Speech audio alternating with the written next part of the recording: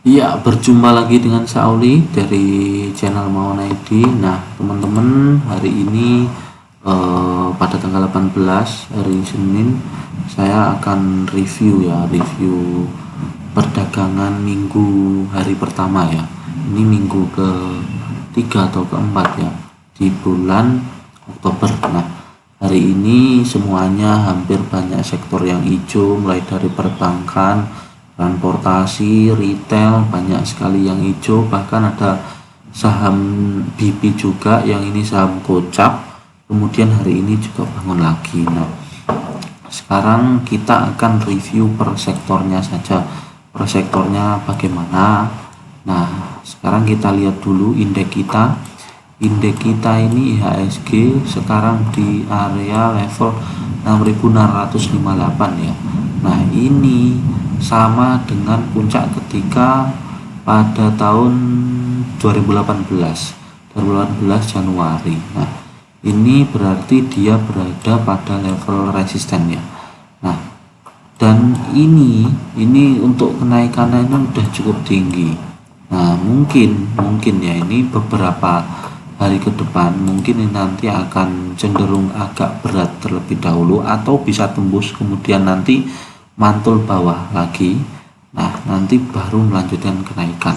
Nah, kenapa saya bilang gitu? Karena kalau dilihat dari indeks-indeks lain, kemarin itu indeks-indeks lain itu sudah menembus area new high-nya ya, new high-nya ketika corona itu. Nah, sedangkan indeks punya kita itu baru sekarang ini bisa menembus new high-nya, walaupun belum tembus untuk tahun 2018, tapi setidaknya sudah new high dari saat corona itu. Nah, dan ini untuk maintain harga saham ini tetap naik, ini harga saham-saham seperti bank-bank besar ya, bank-bank besar ini kita lihat bank besar terlebih dahulu. Nah, bank besar ya, bank besar BRIS, terus kemudian BTPS, BTPN.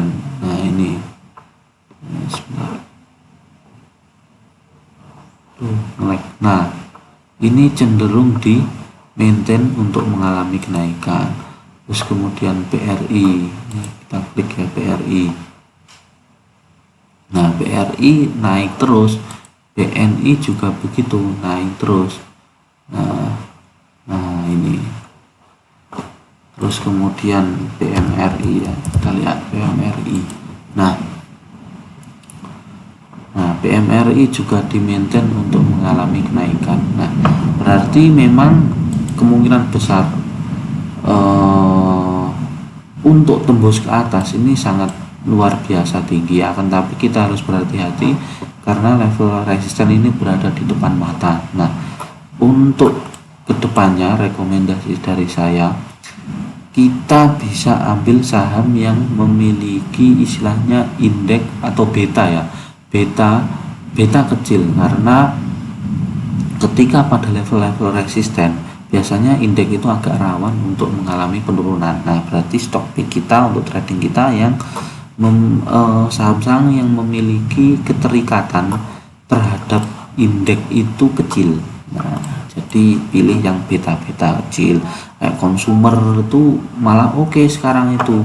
Java hari ini juga naik, terus kemudian WMUU sempat naik, terus kemudian ERA juga naik. Nah, berarti kan ada sektor-sektor konsumer, sektor retail juga yang menurut saya itu tidak terlalu dipengaruhi oleh indeks keterikatan terhadap indeks itu tidak terlalu besar, atau bisa juga trading di saham-saham kecil yang lainnya yang enggak terlalu terpengaruh lah dengan indeks. Nah, akan tapi untuk beberapa saham yang sudah kita investkan seperti properti, konstruksi, terus kemudian beberapa saham lain yang kita ingin petik di Desember ataupun Januari, yaitu kita tetap pegang. Tapi untuk trading itu khusus kita cari yang sementara ini, karena berada di level resisten, berarti ambil yang istilahnya yang betanya kecil.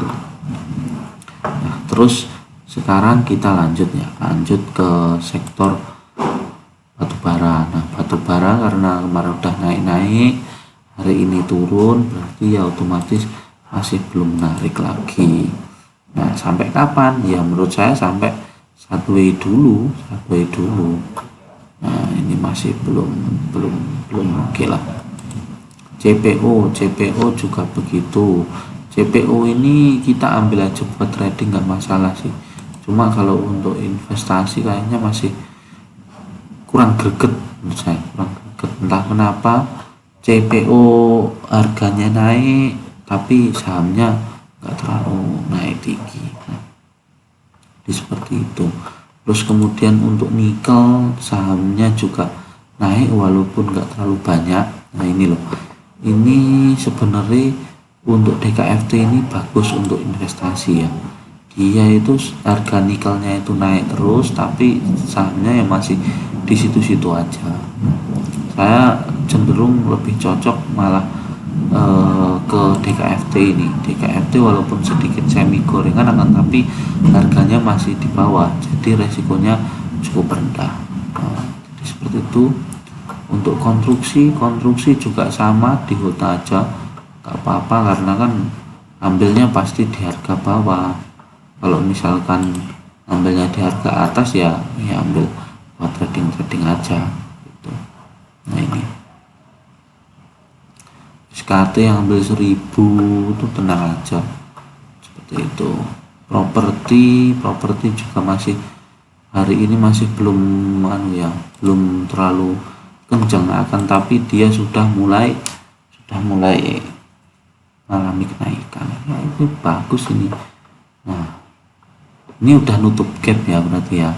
Nah ini line ini udah nutup gap, bagus ini untuk trading, ini disimpan untuk trading tapi harus ketat ini. Kalau misalkan jebol 88 atau boleh 87 harus CL.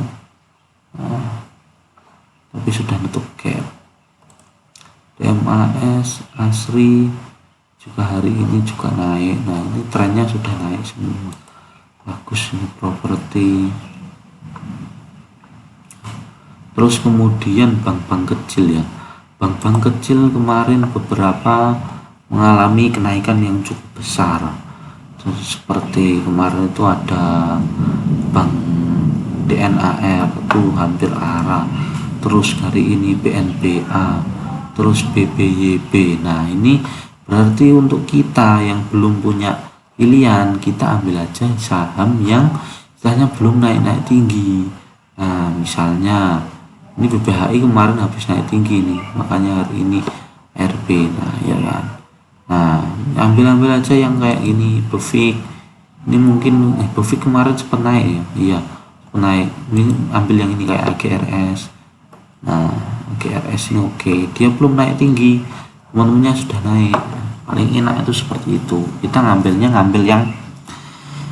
yang istilahnya tertinggal lah pada sektor-sektornya. Seperti itu. Nah,